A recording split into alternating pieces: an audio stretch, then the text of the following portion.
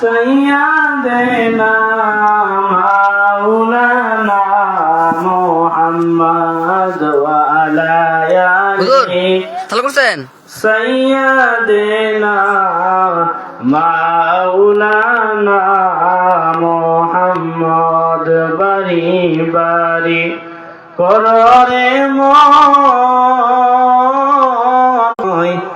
কবরেতে যাইতে হবে সবার আল্লাহুম্মা সাল্লি আলা সাইয়্যিদিনা মাওলানা মুহাম্মদ ওয়া আলা আলি সাইয়্যিদিনা মাওলানা মুহাম্মদ আপন আপন করত যাদের কেউ তো তোমার আপন না আপন যিনি শুয়ে আছেন ওই যে সোনার মদিনায় আল্লাহুম্মা সাল্লি আলা সাইয়্যিদিনা মাওলানা মুহাম্মদ ওয়া আলা আলি সাইয়্যিদিনা মাওলানা মুহাম্মদ লা ইলাহা ইল্লাল্লাহ লা ইলাহা ইল্লাল্লাহ লা ইলাহা ইল্লাল্লাহ লা ইলাহা ইল্লাল্লাহ আমরার মনের বেদনা বুঝাইলে কেউ বুঝে না শোনাইলে কেউ শুনে না শোনাইলে কেউ শুনে না শুনেন শাহে মদিনা লা ইলাহা ইল্লাল্লাহ লা ইলাহা ইল্লাল্লাহ লা ইলাহা ইল্লাল্লাহ লা ইলাহা ইল্লাল্লাহ বহু দূরে মদিনা আমরা কেমনে যাব জানি না দয়া কর দয়ার আল্লাহ দয়া কর দয়ার আল্লাহ ফোরাও মনের বাসনা লা ইলাহা ইল্লাল্লাহ লা ইলাহা ইল্লাল্লাহ লা ইলাহা ইল্লাল্লাহ মুহাম্মাদুর রাসূলুল্লাহ সাল্লাল্লাহু আলাইহি ওয়াসাল্লাম বালাগাল উলা বিকামালিহি كشف الدجى بجماله حسنت جميع خصاله صلوا عليه وآله اللهم صل وسلم وبارك عليه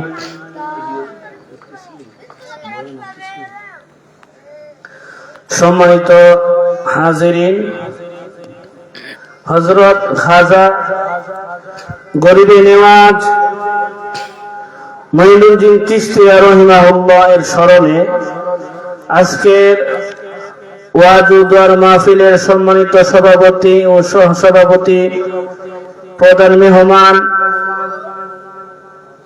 দূর দূরান্ত থেকে আগত আমার প্রাণপ্রিয় মুসলমান ভাই এবং পর্দানিশী সম্মানিত মা ও বোনেরা, আমরা সর্বপ্রথম ওই মহান স্রষ্টার দরবারে শুকর আদায় করছি যে আল্লাহ তাআলা আমাদেরকে যাচাই বাছাই করে সুস্থ রেখে আল্লাহ তাআলা মাহফিলের জন্য সবাইকে একত্রিত করছেন এবং সুন্দর একটি মনোরম পরিবেশ মাহফিল তথা জান্নাতের বাগানের মধ্যে আসতে পারছি এবং ওয়াজ কোরআন হাদিস থেকে শোনার জন্য জমায়েত করছেন, ওই স্রষ্টার দরবারে শুকর আদায় করি আলহামদুলিল্লাহ।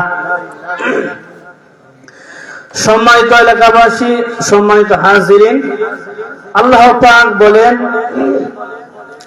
লা ইন শাকারতুম লা আযীদান্নাকুম ওয়া লা ইন কাফারতুম ইন্না আযাবি লাশাদীদ।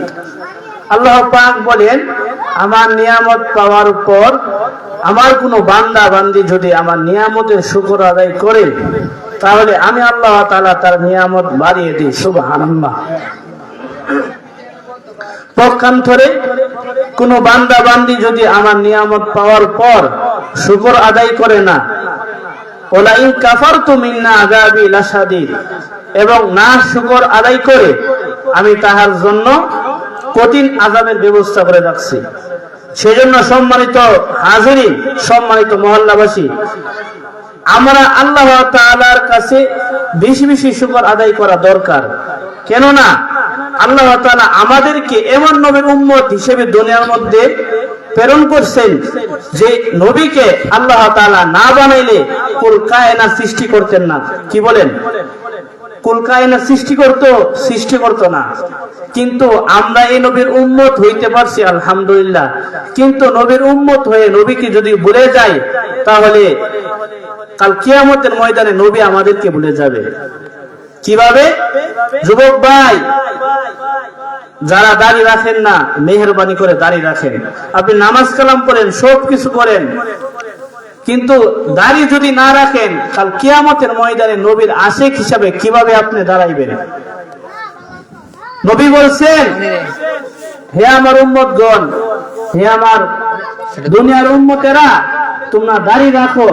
দাড়ি যদি না রাখো, কিয়ামতের ময়দানে আমি নবীজি তোমার জন্য সুপারিশ করব না। কেননা হাদিস শরীফের মধ্যে আসছে, কোন ব্যক্তি যদি এশারার নামাজ আদায় করিয়া উযু অবস্থায় ঘুমিয়ে যায় এবং ফজর আযান দিলে নামাজ পড়ে, আল্লাহ তাআলা বলেন ফেরেশতার মাধ্যমে তাকে এমন সওয়াব দেয় যে সে সারা রাত্র ইবাদত বন্দেগী করলে যে সওয়াব হবে, আল্লাহ তাআলা তার আমলনামায় সে সওয়াব দেয়। সুবহানাল্লাহ। কিন্তু কোন যুবক ভাই নামাজ পড়ে না, কোনো কিছু করে না, অথবা সে নামাজ পড়ছে, কথার কথা সে 5 ওয়াক্ত নামাজ পড়ে, কিন্তু সে দাড়ি রাখে না। আল্লাহ তাআলা নবী বলেন, তার আমলনামার মধ্যে 24 ঘন্টা গুনাহ লিখতে থাকে ফেরেশতারা। সেজন্য যুবক ভাইরা কেউ আমার কথা কষ্ট নেবেন না, কেননা দাড়িটা যদি রাখেন আপনার চেহারা উজ্জ্বল হবে। দাড়ি রাখার মধ্যে অনেক ফায়দা, সেদিকে যাব না। তো আমি আমার আলোচনা করার জন্য সূরাতুল বাকারা থেকে একটি আয়াত পাঠ করছি, আলিফ লাম মিম যালিকাল কিতাব। এটা এমন কিতাব লা রাইবা ফি, তার মধ্যে কোনো সন্দেহ নাই। আমি কোরআনের সাথে মহব্বত করলে কি লাভ হয়, এবং কোরআন পড়লে কি হয়, না পড়লে কি ক্ষতি হয়, এবং কোরআনের মাধ্যমে আমরা যারা মুসলমান আছি দোয়া কালাম পড়িয়া বিভিন্ন জিনিস করলে কি লাভ হয়, সেই বিষয়ে আমি আলোচনা করব। ওমা তাওফীকি ইল্লা বিল্লাহ। সম্মানিত হাজিরিন, আপনারা নিশ্চয়ই অবগত আছেন, আল্লাহ তাআলা দুনিয়ার মধ্যে 2,24,000 মতান্তরে 1,24,000 নবী রাসূল দুনিয়ার মধ্যে কি প্রেরণ করেছে। তো আল্লাহ তাআলা মুসা আলাইহিস সালাতু ওয়াস সালাম, ইউসুফ নবী, বিভিন্ন বিশিষ্ট নবী রাসূল দুনিয়ার মধ্যে প্রেরণ করছে। কিন্তু আমাদের নবীকে আল্লাহ তাআলা প্রেরণ করছে, তার উপর 30 পারা কোরআন নাযিল করছে। অন্যান্য নবী রাসূলের উপর তাওরাত, জাবুর, ইনজিল নাযিল করছিল, কিন্তু সেটা রহিত হয়ে গেছে। কেন রহিত হয়ে গেছে? আল্লাহ বলেন, আমি তাওরাত, জাবুর, ইনজিল নাযিল করছি ঠিক আছে, কিন্তু তার হেফাজত, তার জিম্মাদার আমার দায়িত্ব নেই নাই। সেজন্য তাওরাত, জাবুর, ইনজিল এখন চলে না, দুনিয়া থেকে উঠে গেছে। আর আল্লাহ তাআলা কোরআনের হেফাজত কিভাবে রাখছেন, কেন রাখছেন? আল্লাহ তাআলা 14 নম্বর পারা সূরাতুল হিজরের প্রথম পৃষ্ঠার মধ্যে আল্লাহ তাআলা বলেন, ইন্না নাহনু নাযালনা যিকরা ওয়া ইন্না লাহু লাহাফিযুন। يعلمون আমার আল্লাহ পাক বলেন 30 পারা কোরআন আমি আল্লাহ নিজ কুদরতি হাতে হেফাজত রাখছি। অর্থাৎ আল্লাহ তাআলা বলেন 30 পারা কোরআন আমি স্বয়ং আমার জিম্মায় রাখছি। সেজন্য কিভাবে জিম্মায় রাখছি, কিভাবে রাখতেছি সেটা আমি বলবো। তো দেখেন আল্লাহ তাআলা কোরআনের জিম্মাটা রাখছে বিদায় কোরআন রহিত হবে না, কিয়ামত পর্যন্ত থাকবে, জান্নাতে কোরআনের কাজে আসবে। এই কোরআনে সর্ব অবস্থায় দুনিয়ার মধ্যে মানুষের জন্য কাজে আসবে, কিন্তু তাওরাত, জাবুর, ইনজিল এগুলা কাজে আসবে না, এগুলা জিম্মাদার আল্লাহ নেই নাই। কিন্তু সম্মানিত হাজিরিন, আমি ভূমিকা না রেখে সরাসরি আলোচনার মধ্যে ঢুকে গেছি। তো দুনিয়ার মধ্যে কোনো মানুষ যদি কোনো বই অথবা কিতাব লেখে, সে কিন্তু পৃষ্ঠার শেষে অথবা শুরুতে বলে আমার লেখার মধ্যে কোনো ভুল ত্রুটি হলে আমার সাথে যোগাযোগ করবেন, পরবর্তী সময়ে আমি সংশোধন করে দিব।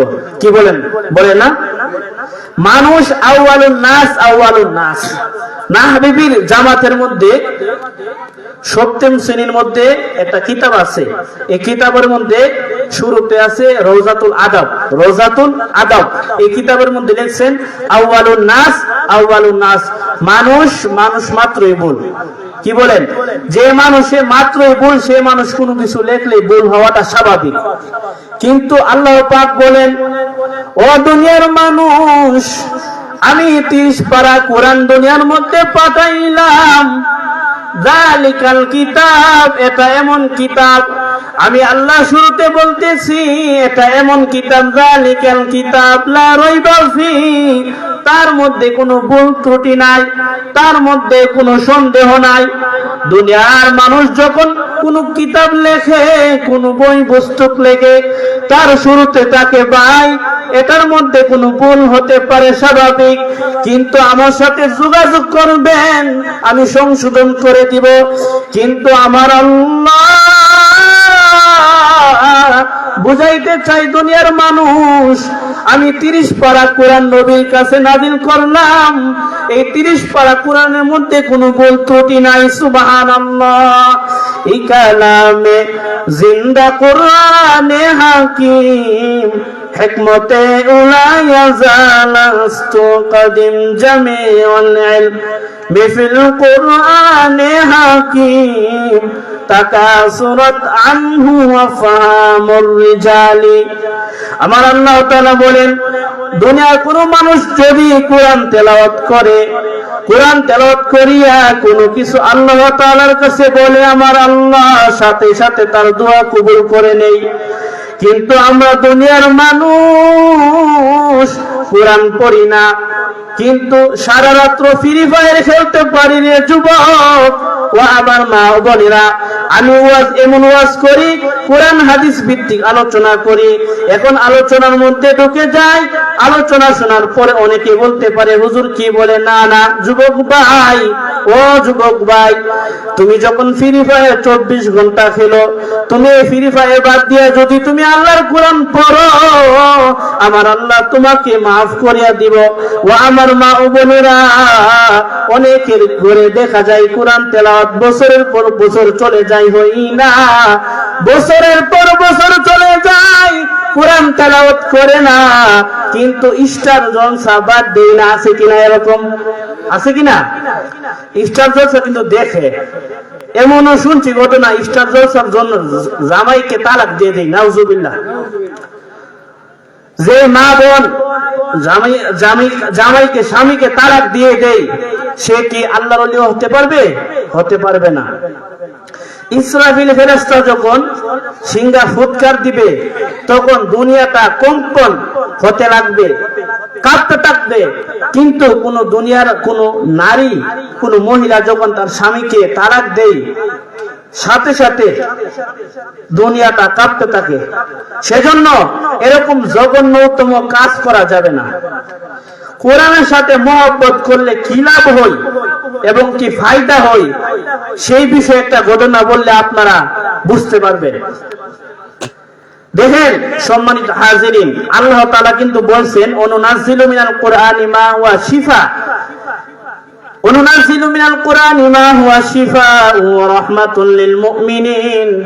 আমি 30 পারা কোরআন মুমিনের জন্য শেফা হিসেবে দুনিয়ার মধ্যে প্রেরণ করছি। মানুষের যখন কোনো সমস্যা হয় বিভিন্ন কবিরাজের মধ্যে দৌড়ায়, বিভিন্ন এমন জায়গার মধ্যে দৌড়ায় যে জায়গার মধ্যে দৌড়াইলে আল্লাহকে পাবে না।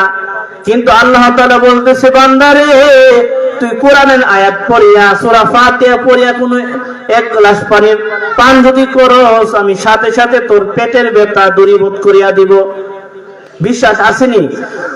আমি কিভাবে ওয়াজ করলে বুঝাইতে পারবো সম্মানিত এলাকাবাসী? কোরআনের এত মজেজা, কোরআনের সাথে যারা বিয়াদবি করছে দুনিয়া এবং আখিরাত বরবাদ হয়ে গেছে। এরকম নজির বহুত আছে। ফ্রান্সের মধ্যে কুখ্যাত ব্যক্তি, সে কোরআনের সাথে এমন কাজ করছে, কোরআনের সাথে আমি বলবো না, কিন্তু আমার কাছে নিজের কাছে কষ্ট লাগতেছে। সে এমন বেয়াদবি করছে। যাই হোক, বেয়াদবি করার কারণে সে যখন রাস্তা দিয়ে চলতেছে, আল্লাহ তাআলার পক্ষ হতে হঠাৎ এমন একটা আযাব আসছে, সাথে সাথে সে আগুনে পড়ে ছাই হয়ে গেছে। সেজন্য এবার প্রশ্ন থাকবে যে হুজুর, আমরা কোরআনের সাথে কিভাবে বেয়াদবি করি? একটা প্রশ্ন থাকে না? কোরআনের সাথে বেয়াদবি করার অর্থ হলো এটা যে বছর পর বছর চলে যায়, কোরআন তেলাওয়াত হয় না, ইস্টার জলসা দেখা হয়, এটা কোরআনের সাথে বেয়াদবি হয়। কিভাবে? হাদিস দ্বারা আমি প্রমাণ দিতেছি। হাদিস শরীফের মধ্যে আসছে যে তুমি প্রতিদিন একবার হলেও তুমি কোরআন তেলাওয়াত করো। বুখারীর হাদিস, যে ব্যক্তি ফজর নামাজ পড়িয়া 100 আয়াত, এক পারা না 100 আয়াত পাঠ করবে, আল্লাহ তাআলা তার আমলনামার মধ্যে এমন সওয়াব দিবে যে সওয়াব দুনিয়া শুরু থেকে শেষ হয়ে যাবে, তাহলে তার সওয়াব শেষ হবে না। কিন্তু কোন ব্যক্তি যদি ফজর নামাজ পড়িয়া সূরা ইয়াসিন তেলাওয়াত করে, আল্লাহ তাআলা বলতেছে, বান্দা আমি তোমার সারাটা দিনের জিম্মাদার হয়ে গেলাম, ওই দিন আমি আল্লাহ তোমাকে না খাওয়ায়া দুনিয়া থেকে নেব না। এবার প্রশ্ন, মা বোন যুবক ভাই, ঘরে ঘরে ইস্টার জলসা চলমান হয়, চলতেছে, কিন্তু কোরআন তো তেলাওয়াত করি না। এমন মানুষ আছে টিভিটা এরকম ভাবে নিজের নোমাল দিয়া মুছে, কিন্তু কোরআনকে টিকটিকি বিভিন্ন পোকামাকড় সে ছাই করে ফেলতেছে, কোরআনের সাথে ভ্রুক্ষেপ নাই, দেখি না। তাহলে আমরা কিভাবে দুনিয়ার মধ্যে শান্তি আসবে, কিভাবে দুনিয়ার মধ্যে বরকত আসবে? আল্লাহ নবী বলেন, যে জমানার মধ্যে, যে এলাকার মধ্যে কোরআনের সাথে মোহাম্মদ চলে যায়, কোরআনের সাথে মোহাম্মদ উঠে যায়, আমি ওই এলাকার মধ্যে গজব দেই। গজব কি বলেন? প্রমাণ বিশ্বাস হয়নি? গজব জানিতে দে। আর যে এলাকার মধ্যে কোরআনের সাথে সম্পর্ক রাখলে আল্লাহ তাআলা এই এলাকার মধ্যে বরকত দেয়, রহমত দেয়। এই বিষয়ে একটা ঘটনা বলতেছি, আপনারা মনোযোগ সহকারে শুনবেন সম্মানিত হাজিরিন। তো সম্মানিত যুবক ভাইরা, এখনো যারা এদিক সেদিক করতেছেন, মেহেরবানি করে ওয়াজের মধ্যে চলে আসুন। কত রাত হেলাই চলে যায়, কিন্তু আজকে যদি ওয়াজের মধ্যে আপনি আসতে পারেন, কিয়ামতের ময়দানে হতে পারে এটাকে জরিয়া করি আমার আল্লাহ তাআলা আপনি আমাদের সবাইকে মাফ করে দিতে পারে। আল্লাহ তাআলা বলেন, ও আমার বান্দা, ওয়াবতাগু ইলাইহিল ওয়াসিলা ওয়াজাহিদু ফি সাবিলিহি লাআল্লাকুম তুফলিহুন। আমি কাল কিয়ামতের ময়দানে বান্দার ওসিলা দেখব, বান্দার কোন মাধ্যম দেখব।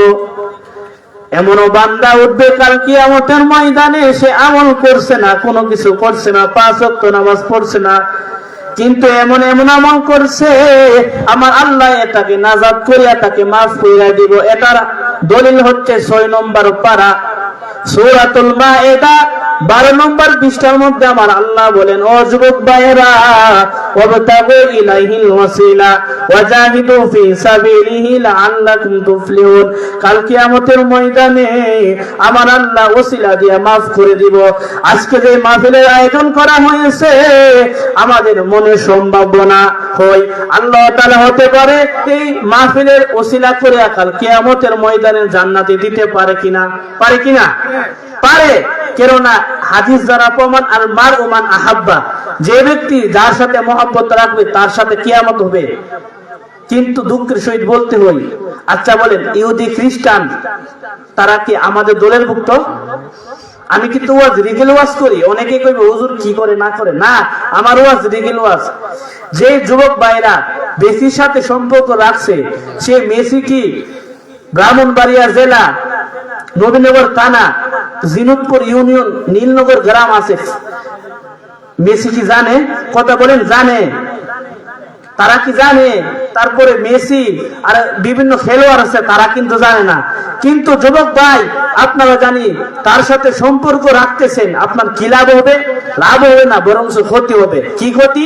আর মার উমান আহাব্বা, নবী বলেন যে ব্যক্তি যার সাথে মহব্বত রাখবে কিয়ামত তার সাথে হবে। আপনি যদি ইহুদি নাসারার সাথে সম্পর্ক রাখেন তাহলে তার সাথে আপনার কিয়ামত হবে। এবার প্রশ্ন, হুজুর তার সাথে আমি কিভাবে সম্পর্ক রাখবো? তার সাথে সম্পর্ক রাখার ব্যাখ্যা হলো তাকে অনুসরণ করা। কথা বলেন ঠিক কিনা? তাকে অনুকরণ যদি করেন তাহলে তার সাথে কিয়ামত হবে। সে যদি জাহান্নামে যায় তাহলে আপনিও জাহান্নামে যাবেন। ইহুদি খ্রিস্টান জান্নাতে যাইবে এরকম হাদিস আমি পাইছি না, আমি তো পড়ছি বুখারী মুসলিম আলহামদুলিল্লাহ পড়ছি। ইহুদি খ্রিস্টান নবীকে এত কষ্ট দিছে, এত পরিমাণ কষ্ট দিচ্ছে। সম্মানিত হাজিরিন, যদি বিস্তারিত বলি তাহলে বুঝতে পারবেন। সেজন্য যুবক ভাইয়েরা মাহফিলের সাথে সম্পর্ক রাখুন, কোরআনের সাথে সম্পর্ক রাখুন, হাদিসের সাথে সম্পর্ক রাখুন। বিভিন্ন মেসি নেইমার তাদের সাথে সম্পর্ক রাখলে কোনো কাজে আসবে না, কেননা এটা আমি হাদিস দ্বারা প্রমাণ দিছি। আর মার উমান আহাব্বা, তার সাথে আপনি মহব্বত রাখতেছেন, সে যদি জাহান্নামে যায় তাহলে আপনিও জাহান্নামে যাবেন। আপনি কোরআনের সাথে সম্পর্ক রাখতেছেন, কোরআন তো জান্নাতে যাবে না? কোরআন আপনাকে নিয়ে যাবে। আপনি নীলনগর জামে মসজিদের মধ্যে সম্পর্ক রাখতেছেন, টাকা পয়সা দিয়ে, সহযোগিতা দিয়ে, কিয়ামতের ময়দানে এই মসজিদ আপনাকে জান্নাতে নিয়ে যাইবে। সুবহানাল্লাহ। সেজন্য কোরআনের সাথে মহব্বত রাখলে কি লাভ হয়? কোরআনের সাথে ভালোবাসা রাখলে কি লাভ হয়? ঘটনা শুনলে বুঝতে পারবেন। সৌদি আরব থেকে একটা জাহাজ রওনা দিয়েছে। সেই জাহাজের মধ্যে হাজার হাজার যুবক ভাইরা ছিল, মা বোনেরা ছিল, কোটি কোটি টাকা ছিল। কিন্তু এই জাহাজের মধ্যে একটা আল্লাহর বান্দা ছিল, তার বয়স ছিল 12 অথবা 10, কিন্তু সে ছিল কোরআনে হাফেজ। সুবহানাল্লাহ। সে ব্যক্তি কোরআনে হাফেজ ছিল, তার সিনার মধ্যে 30 পারা কোরআন ছিল। কিন্তু জাহাজের মধ্যে যে ব্যক্তিরা ছিল তারা নামাজ 5 ওয়াক্ত পড়তো না, তারা ইহুদি খ্রিস্টানের সাথে সম্পর্ক রাখতো। হঠাৎ ঘটনাক্রমে একটা তুফান আইছে, আসার পর সাথে সাথে জাহাজ ডুবে গেছে। যখন জাহাজ ডুবে যায় তখন এই 10 বছরের বালক বলে, আল্লাহ আমার সিনার ভিতরে 30 পারা কোরআন আছে। সুবহানাল্লাহ। আল্লাহ আমার 30 পারা কোরআনের উসিলা তুমি আমাকে বিপদ থেকে উদ্ধার করো। সুবহানাল্লাহ। আমার আল্লাহ বলেন, অনুনাজিলু মিনাল কোরআনি মা হুয়া শিফা, কোরআনকে আমি নাযিল করছি ঔষধ স্বরূপ।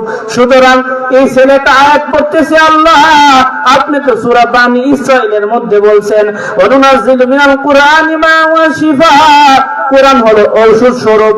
কোরআন পড়িয়া যদি দোয়া করা হয় আমার আল্লাহ এই দোয়াটা ফেরত দেয় না। কথা বলেন ঠিক কিনা?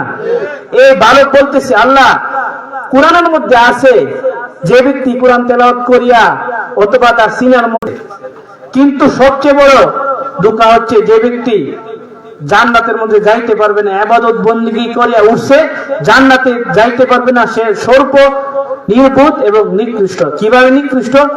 আপনি নামাজ পড়ছেন, 5 ওয়াক্ত সবকিছু পড়ছেন, আপনি মানুষকে ঠকাইছেন, কিয়ামতের ময়দানে আল্লাহ বলবো তার খাওনা টাওনা সব দে, তারপরে তুই জান্নাতে যা। কিন্তু ওই ব্যক্তি বলবো, আল্লাহ এখন আমার টাকা পয়সা কোনো কিছু নাই। তখন বলবো তোর সমস্ত ইবাদত বندگی তাকে দিয়ে দে এবং তার সমস্ত গুনার বার তোর কাঁধের মধ্যে নিয়ে দে। সেজন্য আমরা মানুষকে ঠকাইবো না।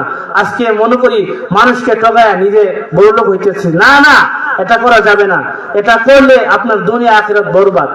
তো সম্মানিত হাজিরিন, এই বালকটা বলতেছে, আল্লাহ আপনি আমাকে বিপদ থেকে উদ্ধার করুন, বিপদ থেকে বাঁচান। তখন আল্লাহ তাআলা কুদরতিভাবে এই বালকটাকে বাঁচাইছে। সুবহানাল্লাহ। সম্মানিত হাজিরিন, এই বালকটা যখন বেঁচে গেল, আগেকার মানুষকে বাজারের মধ্যে কিন্তু বিক্রি করতো না। এখন তো এই প্রচলন নাই। আগেকার মানুষ বাজারের মধ্যে ক্রয় বিক্রয় করতো। তো এই বালকটা এত সুন্দর, সে বালকটা কোন বংশের? কুরাইশ বংশের। সুবহানাল্লাহ। আচ্ছা বলুন, নবীর বংশ লোক যদি হই, দেখতে কি সুন্দর হবে নাকি কুৎসিত হবে? সুন্দর হবে না? এই বালকটা দেখতে এত সুন্দর, তার চেহারা জলমল করতেছে, জলমল করতেছে। সুবহানাল্লাহ। এই বালকটাকে যখন বাজারের মধ্যে নিয়ে যায়, মানুষ বের দিয়েছে, মানুষ বলতেছে এই বাচ্চাটা আমি ক্রয় করব, ওই বাচ্চাটা আমি ক্রয় করব। হঠাৎ একজন বৃদ্ধা মহিলা বাজারের মধ্যে আইসা বলতেছে আমি এই বাচ্চাকে কিনবো, কেননা আমার মেয়ে বাচ্চা আছে, আমার ছেলে বাচ্চা নাই, আমার ছেলে বাচ্চা নাই, আমি এই বাচ্চাকে ক্রয় করব।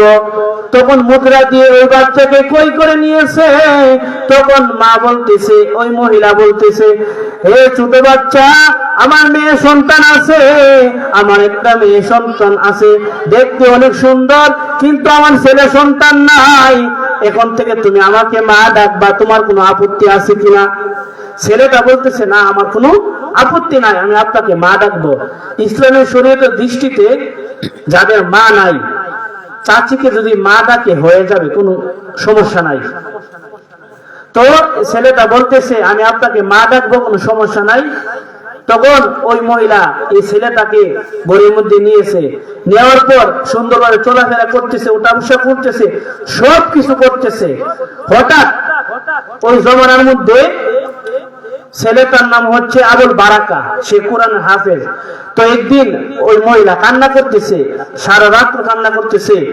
তখন বালকটা বলতেছে, মা আপনি কান্না কেন করেন? আপনি কেন কান্না করেন? ওই জমানার মধ্যে যে জাহাজটা যে মালদ্বীপের মধ্যে ডুবছে, ওই মালদ্বীপের মধ্যে একটা খবিস জিন ছিল। জিন কি ছিল? জিন। আপনারা মালদ্বীপের নাম শুনছেন না? এখন তো মালদ্বীপ অনেক সুন্দর হয়ে গেছে।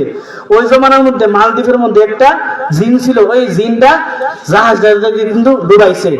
তো মা বলতেছে, বাজান এখন তো আমার মেয়েকে ধরে নিবে। কেন? এই জাহাজের মধ্যে তুমি যে জাহাজে ডুবছিলে, আল্লাহ তোমাকে বাঁচাইছে, এই জাহাজটা জিনে ডুবাইছে। তো এই জাহাজ জিনে ডুবাইছে, এখন কি করলে সমাধান হবে?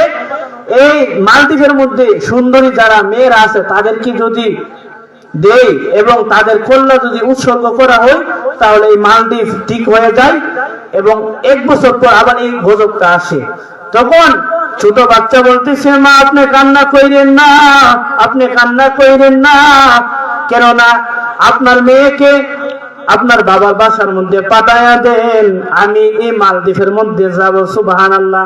অর্থাৎ ছোট বাচ্চারা বলতেছে আপনার মেয়ের যত কাপড় আছে সবকিছু আমি পরিধান করব, পরিধান করিয়া আমি ওই মালদ্বীপের মধ্যে যাব। আচ্ছা বলেন, যুবক ছেলেটা কিসের মাধ্যমে কোন কারণে সাহস করতেছে বলেন তো? তার ভিতরে 30 পারা কোরআন আছে, কিন্তু আজকে তো আমরা সবকিছু শিখলাম, সবকিছু শিখলাম, কোরআন শিখলাম না। নবী বলছে তুমি কোনো কিছু শিখলাম।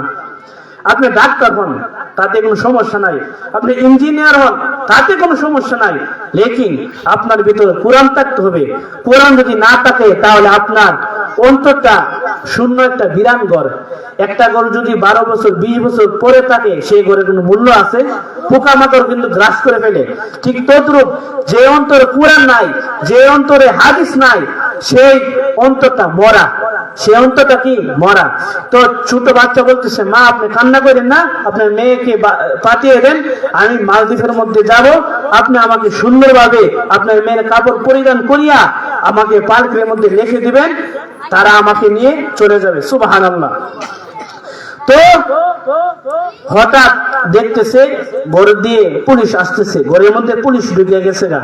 তখন মা বলতেছে, বাবারে তুমি যাও না, তুমি যাও না, আমার মেয়ে বিবাহ শাদী দিলে চলে যাবে, বেশি প্রয়োজন হবে না, কিন্তু তুমি আমার ধন, তুমি আমার বাচ্চা, তুমি আমাকে বড় হয়ে লালন পালন করবা। আমি যদি বৃদ্ধ, এমনি যদি বৃদ্ধ, এখন যদি আমি বিছানার মধ্যে পড়ে যাই, কে আমাকে দেখবে? তখন বাচ্চা বলতেছে, মা আপনি ভয় পায়েন না, আমি রিটার্ন আবার চলে আসবো। সুবহানাল্লাহ। তখন পুলিশ প্রশাসন আসছে নেওয়ার জন্য। তখন মেয়ের কাপড় পরিধান করিয়া লা ইলাহা ইল্লাল্লাহ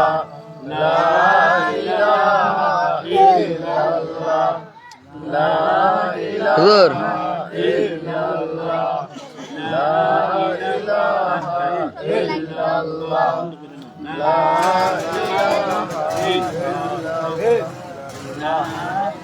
হুজুর দেন দেন তো ঠিক আছে নি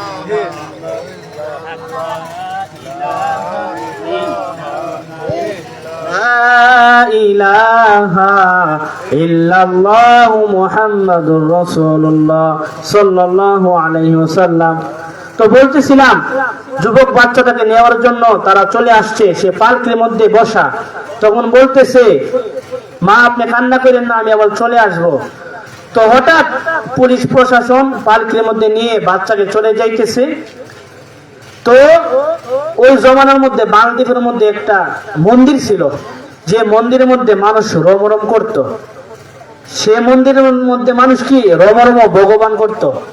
তো ওই মন্দিরের মধ্যে ছোট বাচ্চাকে রেখে তারা চলে গেছে। তো রাত্র অনেক গভীর হয়ে গেছে, কেউ নাই, কেউ কোনো কিছু শুনে না।